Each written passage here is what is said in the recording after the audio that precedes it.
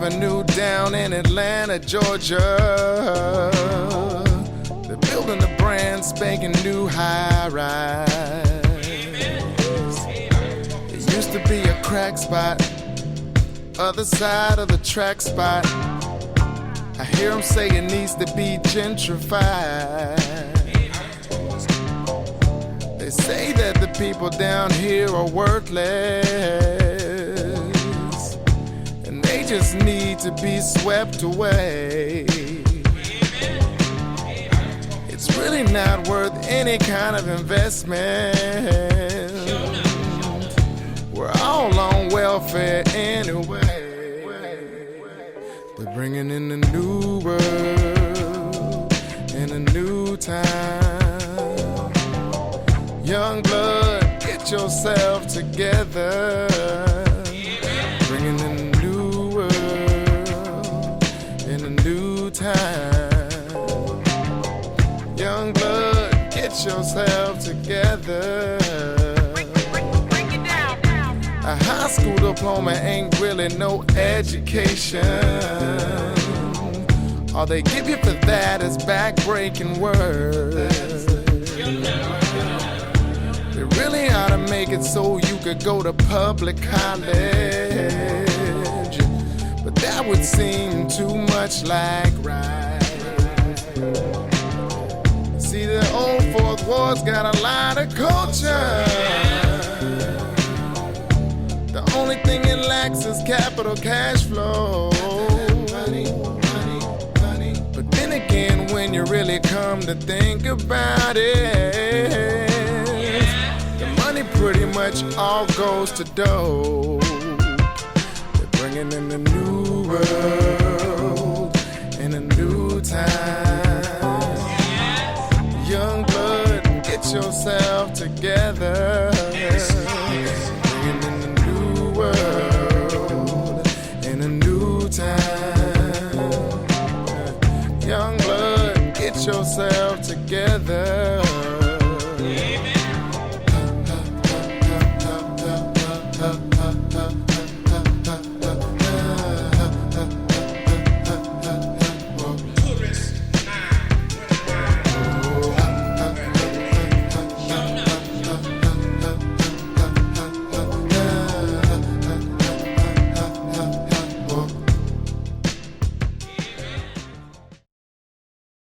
But as far as morale in the city, morality, you know, I can only imagine if I had to explain to my son or my daughter what they're viewing. So why do I think it only affects poor people? It's like, that's a hard question, man. I understand why it happens. It happens because people own property in areas that are needed. And in the areas it's a plus, but in other areas it's not. The people that didn't have stayed in the inner city, where the projects was at, all up and down where Centennial Olympic Boulevard was at. That was projects from right there all the way like to 10th Street. The majority of the people that had money lived outside of the perimeter. That was period. Anything outside of 285, you lived in a suburb, you were considered the elite. Try me tomorrow, it's gonna rain, man. All right, all right.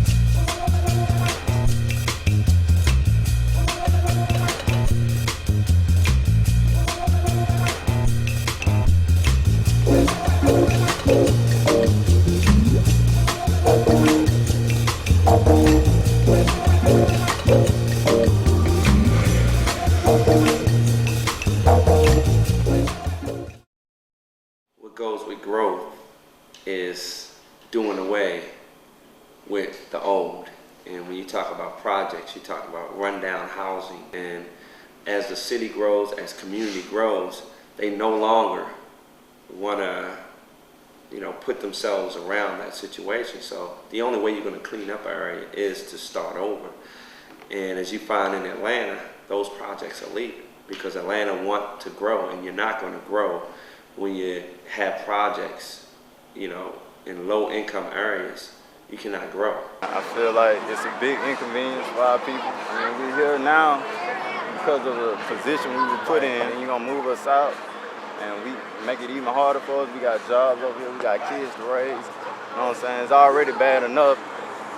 It's just making it a lot worse. I mean, I can see if they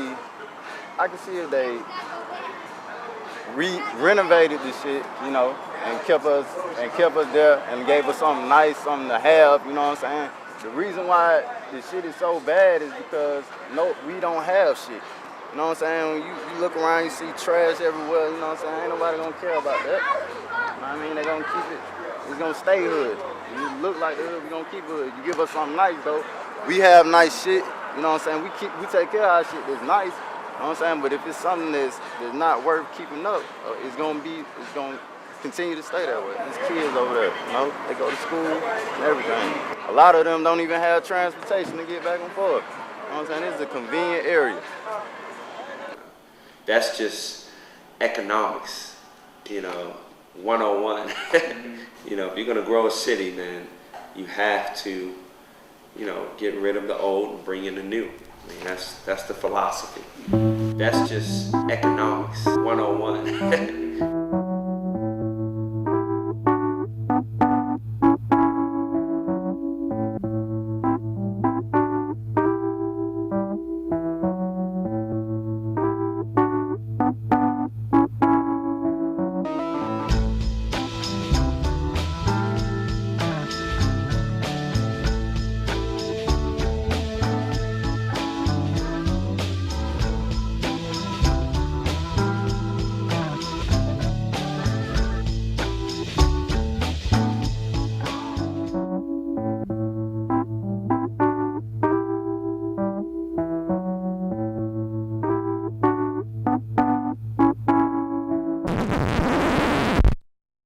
It's a war on the poor.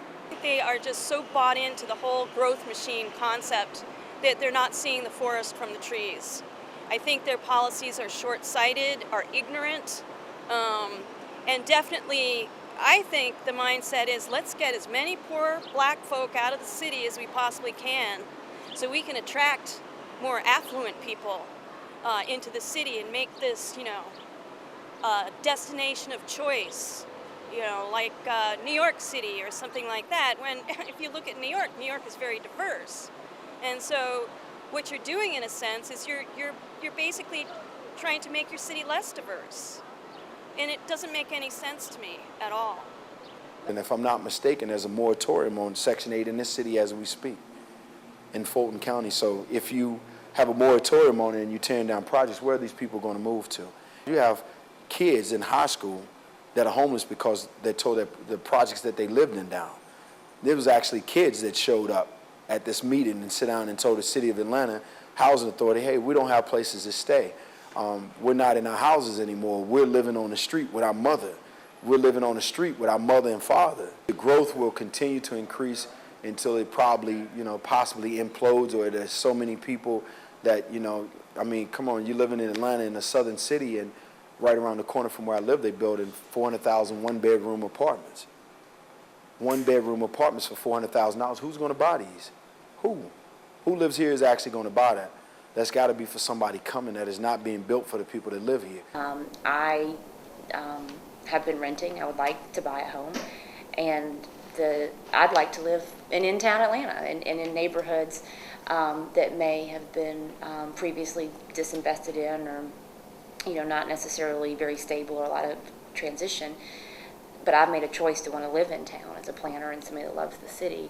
So am I a gentrifier because I didn't always live there? Like that $400,000 house in an area that has been a project for the last 50 years. Who's going to buy those? Why couldn't it have been $150,000 houses in an area that nobody even pays any attention to, where these people could actually afford to live there? Where they gonna send them, Douglasville or something? And I mean, what the fuck? And I think that's what's tough about it, is it's, you know, for the city to grow and to be prosperous and continue to evolve, we have to be able to have people move back in. But it's the tough part is doing that is without displacing the people that should remain and want to remain. Atlanta is rated one of the meanest cities in terms of every year it comes out, the homeless ratings, one of the meanest cities to homeless people. It is the third most vacant city now in the country, which means that all this massive development of these high-end condos that are now empty didn't work. So, of course, the paradox I used to say is that if BET could design a city, it would be Atlanta.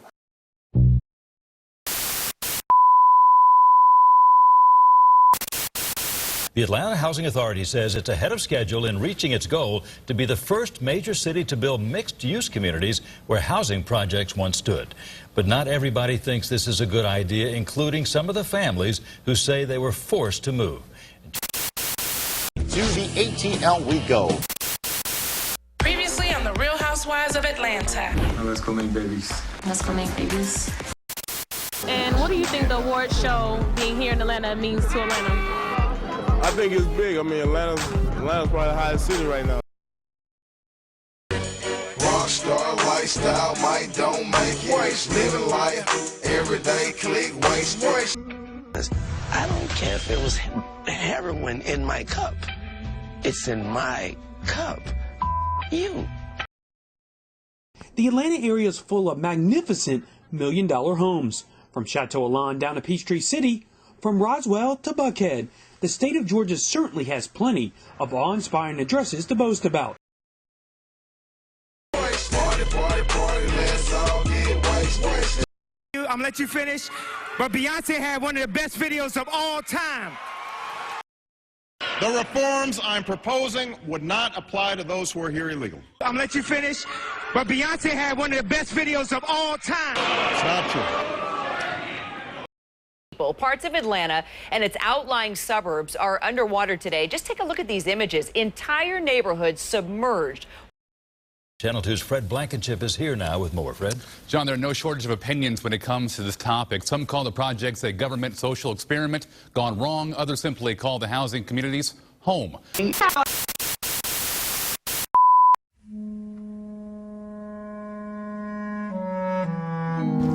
It is the end of an era. Demolition will begin today on Atlanta's last major housing project. It's a process that started more than a decade ago.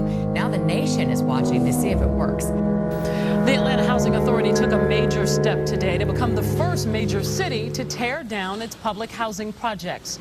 Work has officially started on tearing down Bowen Homes. Channel 2's Fred Blankenship has the story. This was a powerful and emotional day for many of the residents who once lived in the Bowen Homes public housing complex. Atlanta is on schedule to become the first major city to tear down all of its project housing. But with that comes change and uncertainty.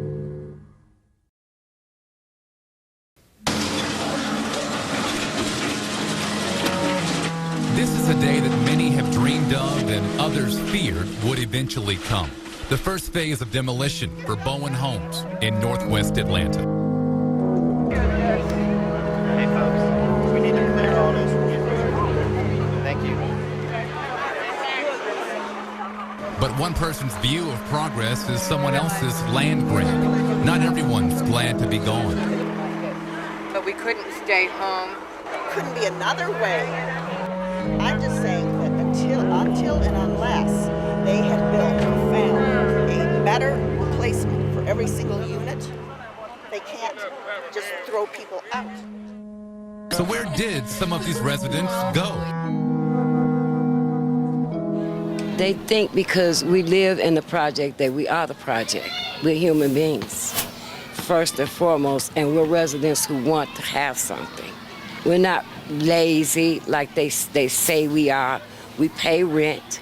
But then if you don't give a person an opportunity to do anything, then you get what you give out, nothing.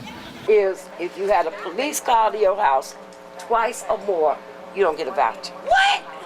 But see, what y'all have to realize, the vouchers say housing choice. Yes. Which means it's a choice of housing to give the voucher to who they want to give it to. Right. They're already going in people's backgrounds 20 years or over, finding stuff and saying, oh, you did this 20 years ago when you know it's longer than 20 years. But the thing is, like she's saying, is this, he walking around doing it. But the thing is, like I said, I'm the person that they told, not that he told me, said, well, we don't have money for the vouchers right now, but look for you somewhere to stay, but don't do this and don't do that. You know, he was just talking to me in general. And he was saying that you probably at the end of stay with some of your relatives and all your stuff in storage. You know, he just ran the whole little thing down to me. And like I told him, I said, you know what? I don't work too hard. And I've been on my own ever since I was 15 years old, and I'm 49 years. I'm not finna live with my relatives. I know that's right. Ain't nothing like it. I have a choice. I have a choice. And I ain't finna live with nobody. I ain't finna put nothing in no storage, and I ain't finna go. I know that's right. Right. The sewer systems probably need to be done over. It looks like we go without hot water a lot of times. Sometimes you have to turn the water off to fix the boilers. They replace the boilers.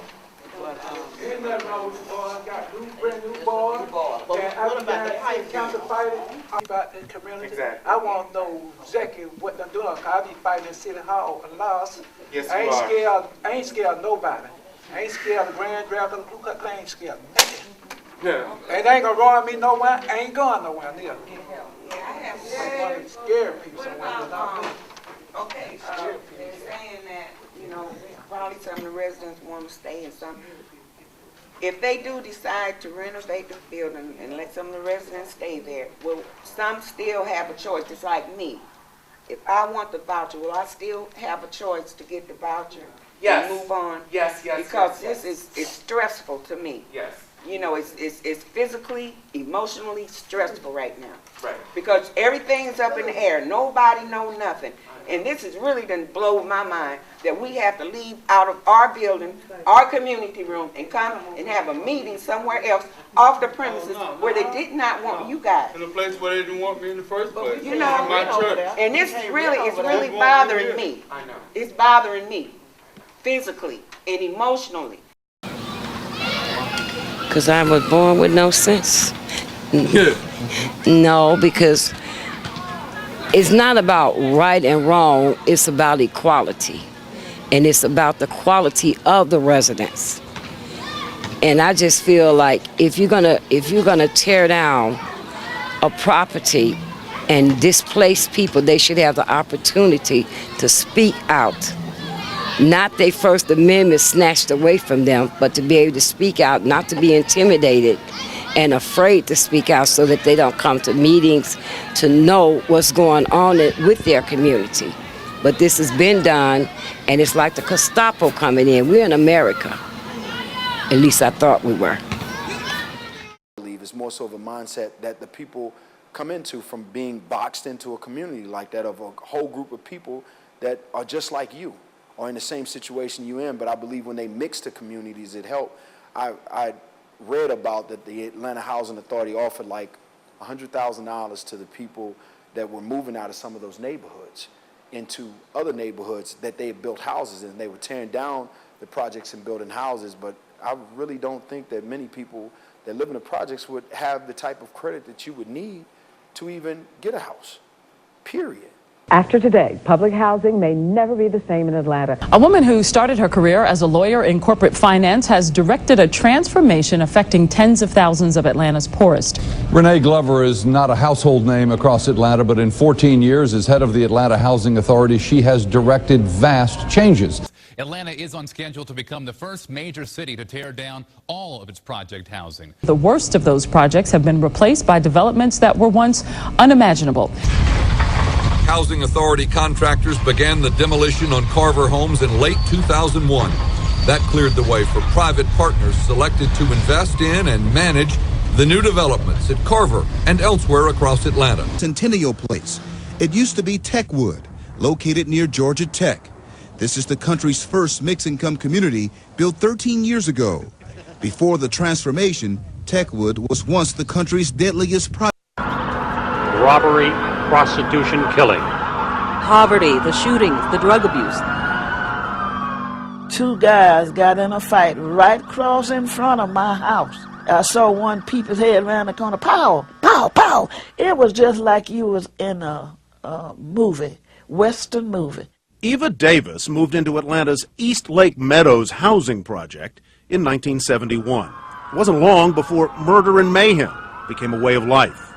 He ran right by my car and blood was just shooting out of his body. That guy shot him and he fell dead right before my face.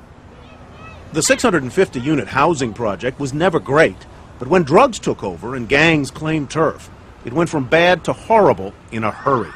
They would shoot and cut and stab and kill each other. That's what they did. By 1995, the crime rate was 18 times the national average. I would never go into East Lake Meadows alone. Shirley Franklin, now Atlanta's mayor, remembers the old East Lake well. How bad was it? Well, the statistics suggested it was just awful, that it was completely dysfunctional community. And then, in the early 90s, seemingly from out of nowhere, came an unlikely savior. Where do we stand on that? An Atlanta philanthropist named Tom Cousins, the developer from the other side of town, worth more than $300 million. Do you have any idea how much money you have given away over your lifetime? No, sir. I don't. I don't keep track of it. But I bet your company knows how many square feet you've built. Oh, yeah. Yeah, we know that. Cousins is a soft-spoken, self-effacing Atlanta business legend whose skyscrapers dot the downtown skyline. He brought pro basketball and hockey to town, and he built the tallest building in the U.S. outside New York and Chicago. But the broken-down housing project in East Lake Meadows was like nothing he'd ever encountered. It's almost beyond description. Trash everywhere, windows broken out of the apartments. Crime was rampant. No attempt to hide the drug dealing and drug selling on the streets. Cousins' interest in East Lake began when he read a 1993 article that described how 70% of New York State prisoners came from just 8 neighborhoods. Atlanta's police chief told him there were even fewer Georgia neighborhoods mass-producing criminals. The worst by far, East Lake Meadows. I drove out there. I could not believe it. Hundreds of kids out on the streets. They had nothing to say about where they were born. They were born there. And I thought myself, had I been born there, I'd probably be one of those people in jail if they could have caught me. The employment rate at the housing project, not the unemployment rate, was just 14%.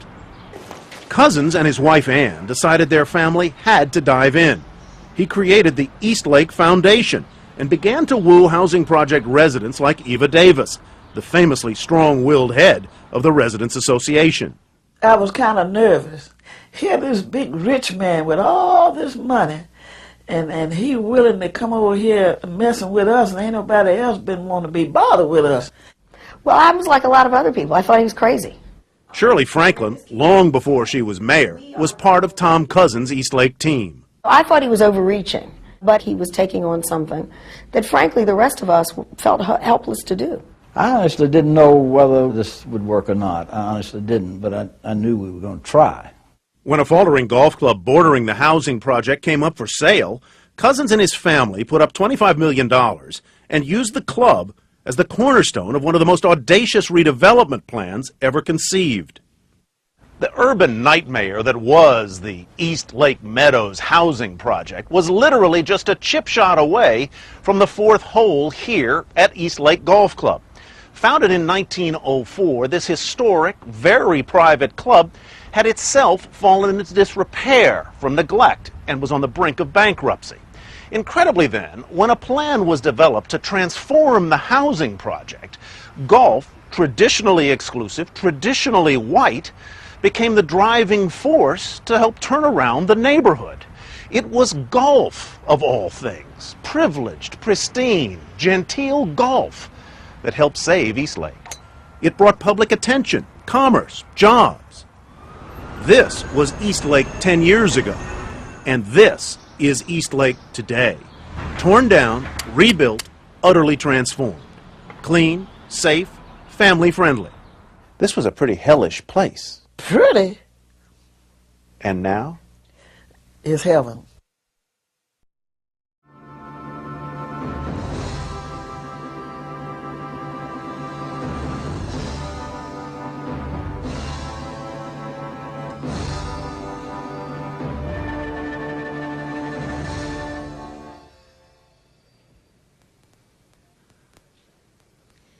Minasan konbanwa. Good evening, ladies and gentlemen. Welcome to Tokyo. 26 years ago, we acted as the host city for the games of the 18th Olympiad. And today, another city is about to be chosen.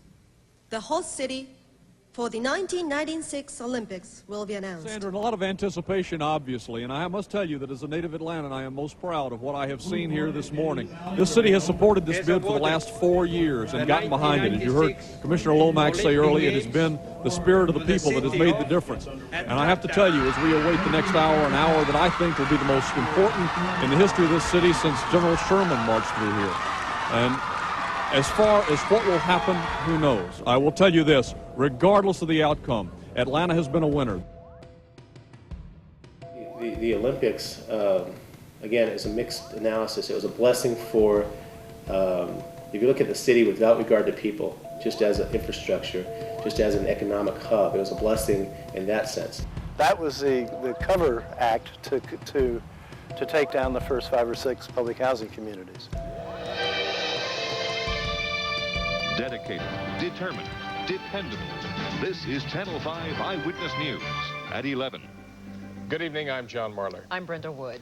It appears certain tonight that come 1996, Olympic athletes of the world will be living in the shadow of one of the nation's oldest housing projects. With the deadline for a decision bearing down and tempers running high, people who live at Techwood and Clark Howell Homes have agreed to sell some property to Olympic organizers. We missed back in the early 90s, and we're still missing it with the failure to oversee how these government dollars are being spent when we revitalize communities. Channel 5's Ken McLeod has the story.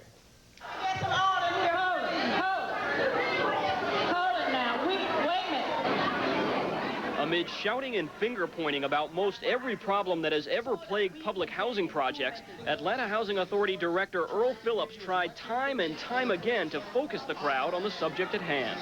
Here is an opportunity for us, as a team, as a family, as a community, to finally, together, do something that's going to turn this neighborhood around. We're missing the component that it's not just infrastructure, we're missing an opportunity to help revitalize people that live in these communities. As you say, it's a convenient cover. The Atlanta Committee for the Olympic Games wants to buy this 4.6-acre sliver off the northeast side of Techwood Homes for about $4 million. Officials say that money would then be used to relocate the residents of these 112 units and to boost education and job training programs for all residents of Techwood Clark Howell Homes. Lisa Clerk would have to move, and she welcomes it. Yes, I want out of Techwood, because Techwood ain't nothing. It ain't nothing but a health hazard to us and to our children. Is it a systematic effort? Yes. This is the second vote on ACOG's proposal. It was approved by one tenants group last year. But when the legitimacy of that vote was challenged by other residents here, incoming Atlanta Housing Authority Director Earl Phillips decided another vote was in order. Faced with a June deadline, officials argued a yes vote would not only clear the way for ACOG to buy the land, but also trigger a domino effect of neighborhood improvements that would be around long after the Olympics. A no vote from tenants would stop it all cold. As people waded through the controlled chaos to vote, some opponents insisted the whole thing was just another empty promise, but most residents didn't seem to buy that. We are not going to continue to tolerate this dungeon that we have to live in. And the only way we're going to be able to do so is to have adequate cash. This first spring here is going to open the door for the rest of the community to get the things that we need and want and we deserve to have here in this place. Tonight, ACOG and the Atlanta Housing Authority have the answer they wanted. The final vote was 144 yes, 47 no, meaning tenants have agreed to sell the land for Olympic use. But it will be at least a year, we're told, before anyone will have to move out, John. Ken, the people in those 112 units, where do they go?